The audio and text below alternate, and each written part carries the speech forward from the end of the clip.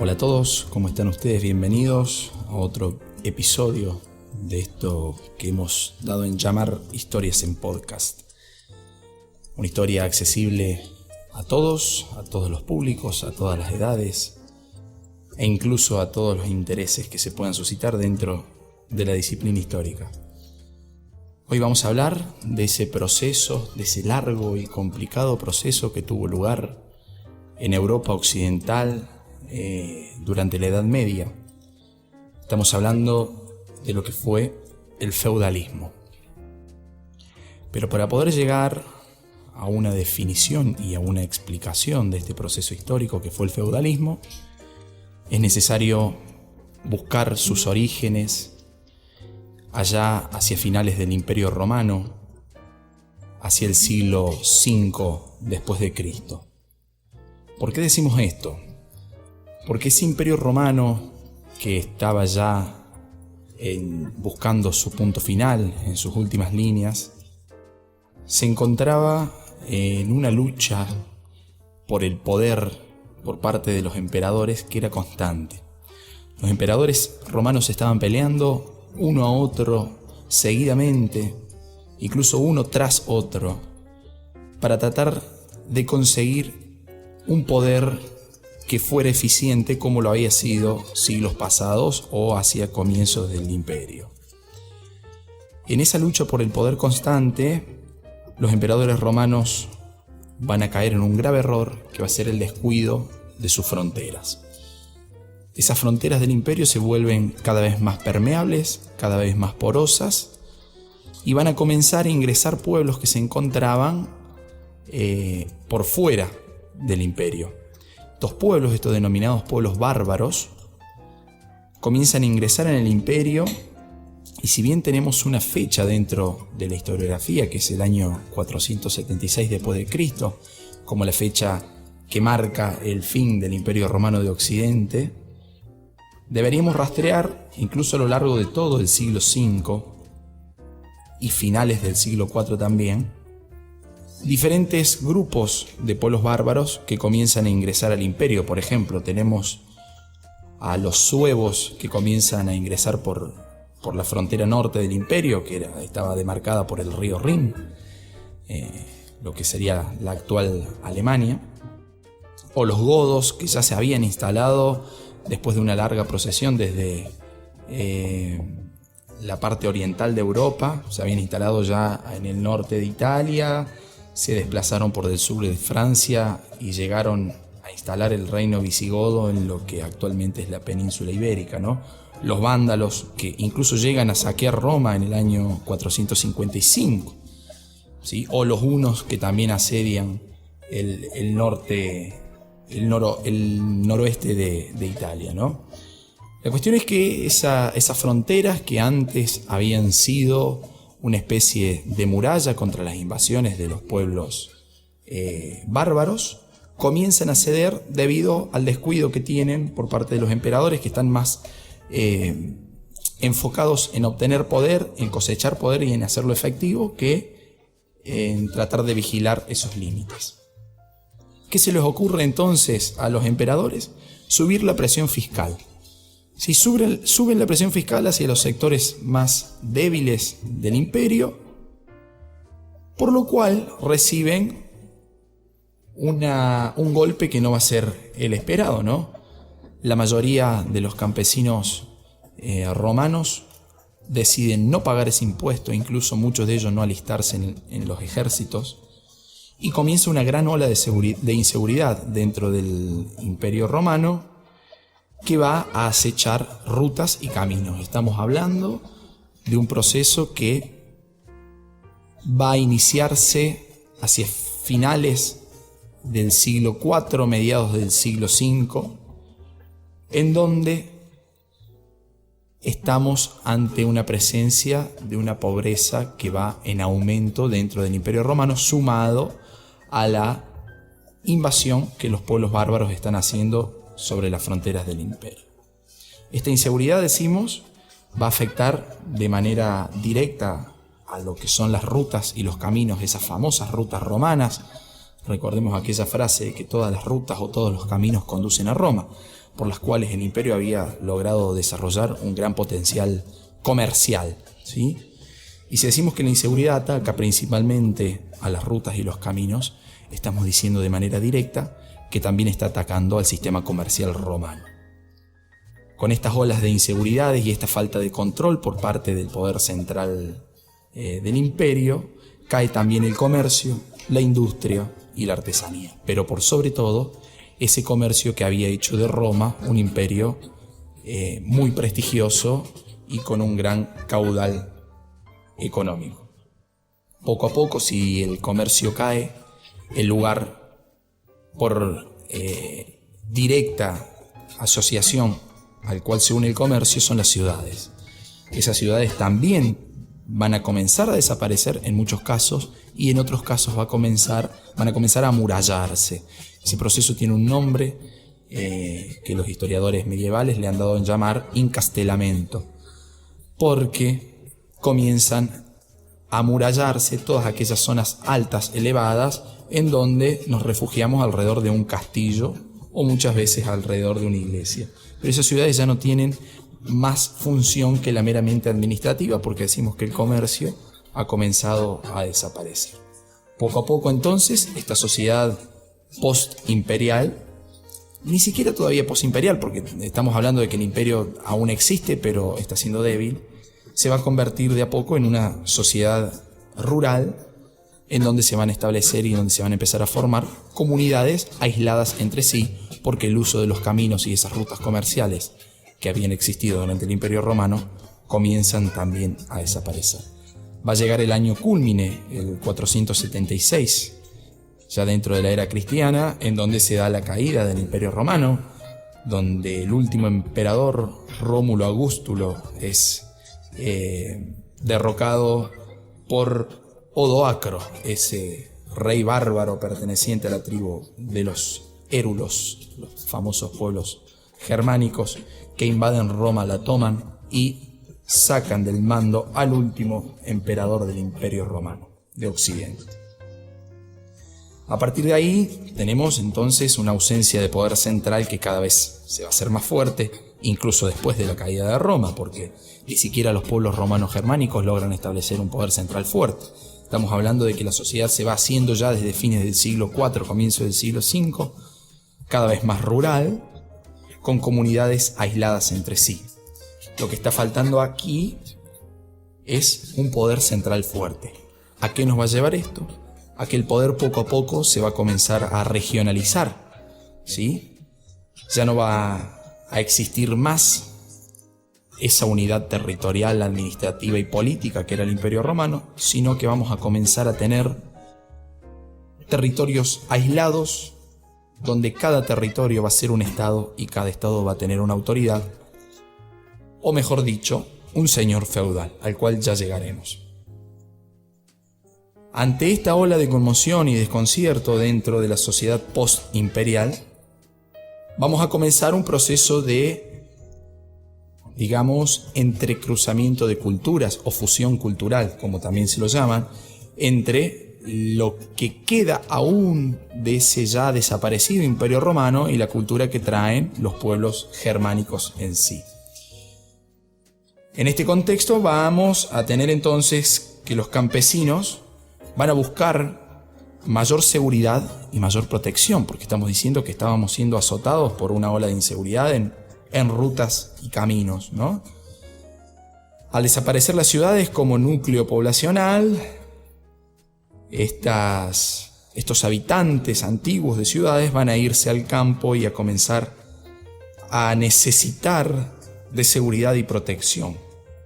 Seguridad y protección que se lo va a dar aquella figura que ellos consideren como la más poderosa dentro de cada territorio, ¿no? Porque estamos hablando que el poder central ya había desaparecido.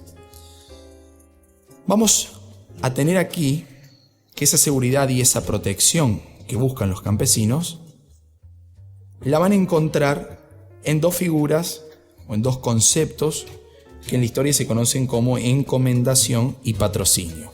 La encomendación es aquella en la cual un campesino le dice al más poderoso del territorio en donde vive: tomá, te dejo mi tierra, te dejo mi trabajo, te doy mi trabajo, te ofrezco mi trabajo, necesito a cambio solamente que vos me protejas. Este vendría a ser el proceso conocido como encomendación, para tratar de salvar esta cuestión de la seguridad. En cuanto a la protección, va a aparecer una nueva figura que es la del patrocinio, en donde va a haber un señor fuerte en un territorio que va a estar buscando guerreros y guardias para su protección y sobre todo para entablar el arte de la guerra. Y esa búsqueda de guerreros y de guardias va a ser a cambio de una contraprestación que va a ser la entrega de tierras. Esta entrega de tierras se la van a ofrecer a estos campesinos, ¿sí?, que están necesitando de seguridad y de protección. Entonces tenemos un doble proceso, uno por el cual personas con demasiada debilidad económica, social, política y de seguridad le están diciendo a uno más fuerte: tomá, te dejo todo lo que tengo, pero por favor protégeme. Y otro proceso paralelo en donde el que más tiene le dice en búsqueda de guardias y de protección militar a un cierto sector social: mirá, te doy mi tierra a cambio de que vos me brindes ayuda militar en caso de que yo la necesite.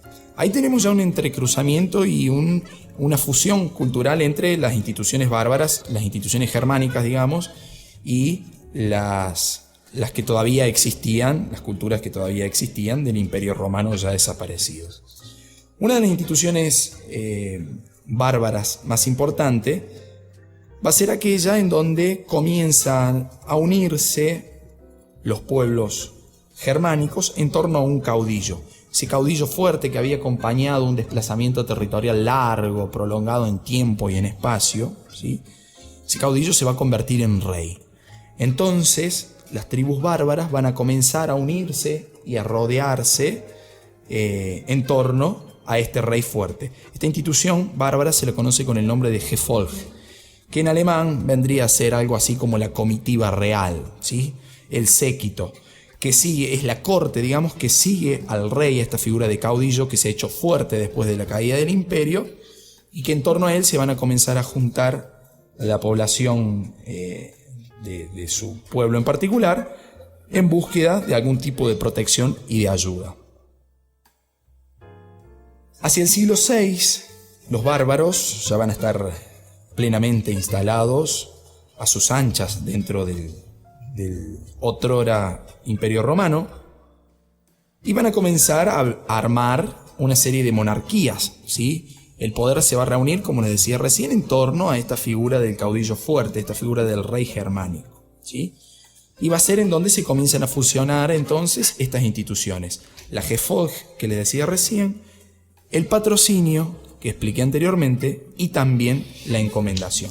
Con esta serie de instituciones fusionadas, vamos a dar comienzo a lo que se conoce plenamente feudalismo. ¿Por qué feudalismo?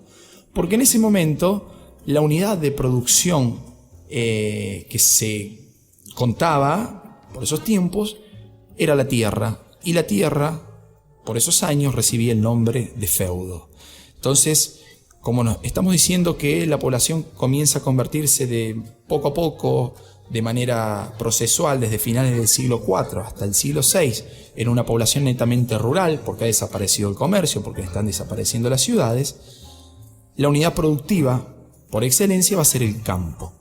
Y ese campo, esa tierra, va a recibir el nombre de feudo. Por lo tanto, el feudalismo va a ser aquel modo de producción que existe en Europa occidental durante la Edad Media, que tiene como unidad productiva básica, esencial, el feudo.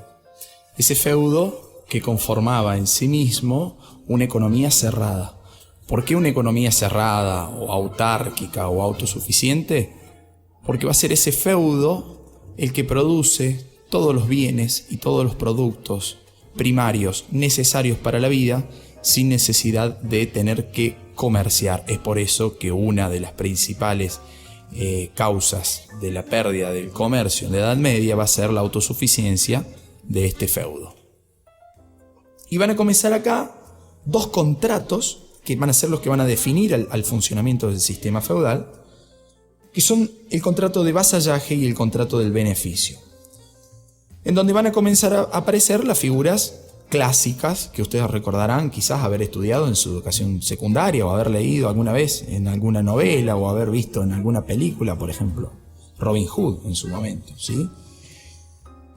Estas personas, estos actores sociales van a ser el señor feudal, el vasallo, el rey y los siervos o campesinos. Ya no hablamos tanto de esclavitud en esta época, si bien la esclavitud todavía no va a estar desaparecida como institución reguladora de la economía.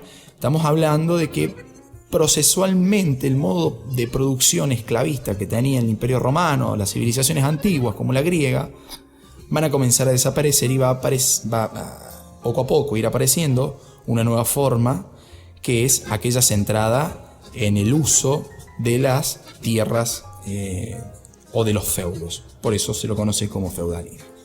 Volviendo a los contratos sociales que existen, económicos y sociales que existen durante el feudalismo, les dije recién que el primero de ellos es el contrato del vasallaje.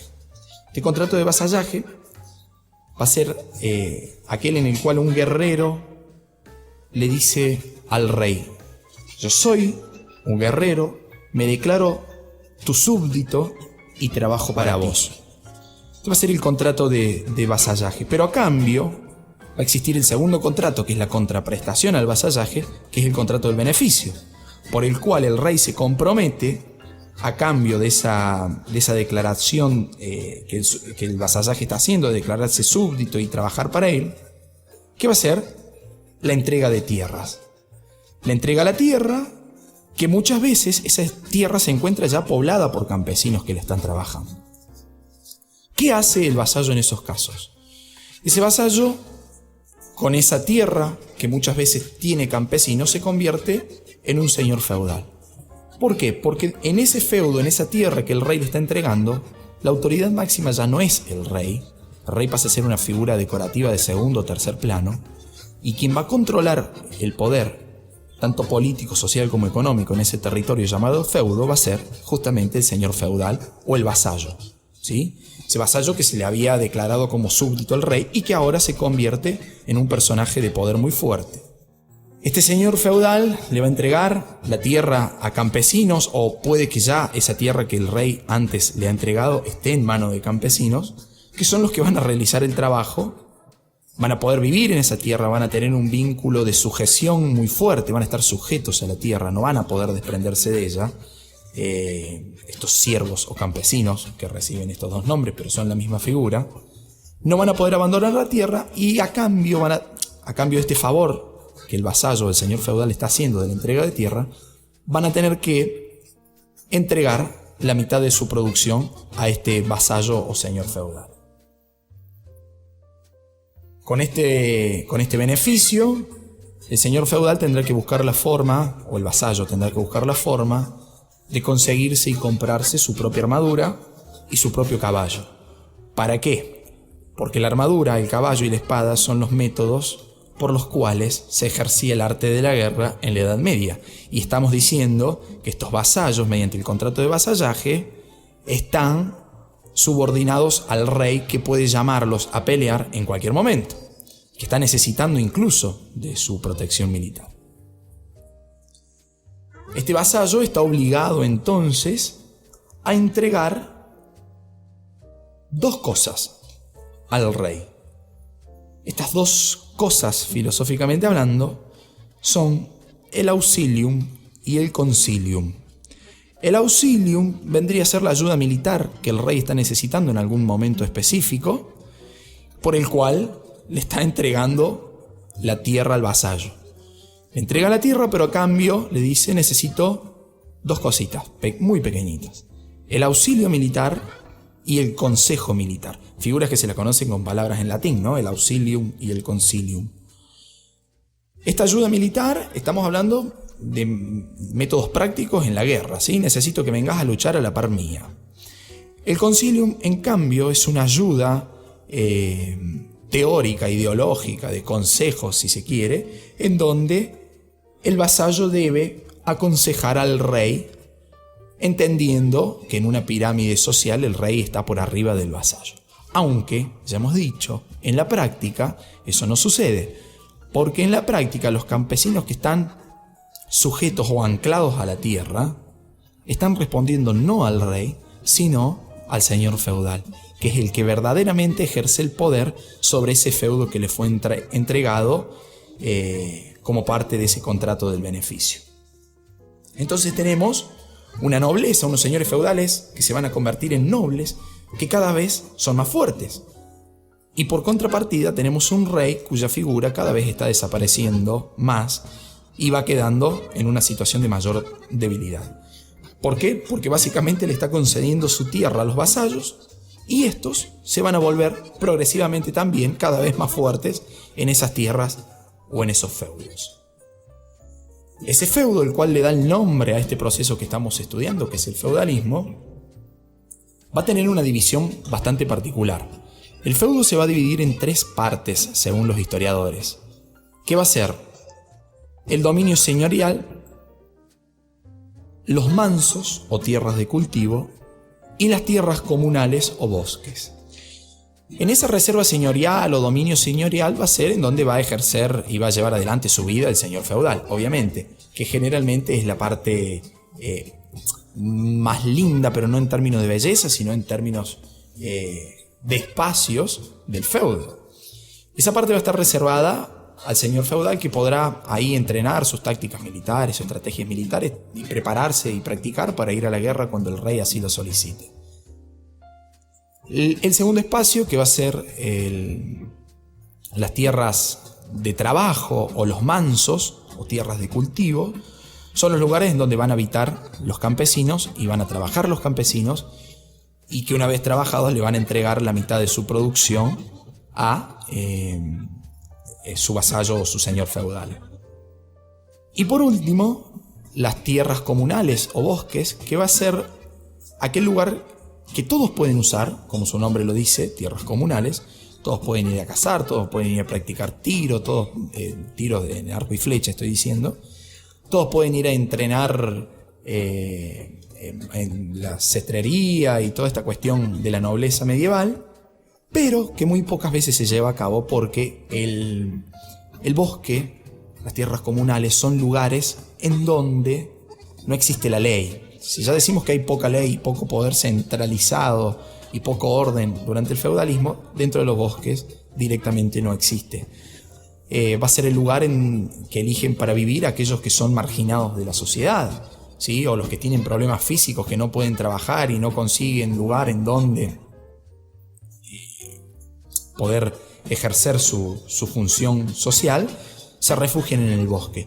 Hay un ejemplo muy claro de esto que decía recién en la película Robin Hood, porque justamente Robin Hood se dedica a asaltar caminos para ayudar a los más pobres, que en la mayoría de los casos viven en los bosques, y de hecho nadie entra a los bosques a buscar a Robin Hood, porque es un lugar bastante tenebroso y con todas las paranoias y todos los miedos y los misterios que encierran esos lugares en la Edad Media. Se va a decir que van a ser los lugares de los brujos, de las brujas, de los desposeídos, de los enfermos, de los vagabundos e incluso también de los criminales.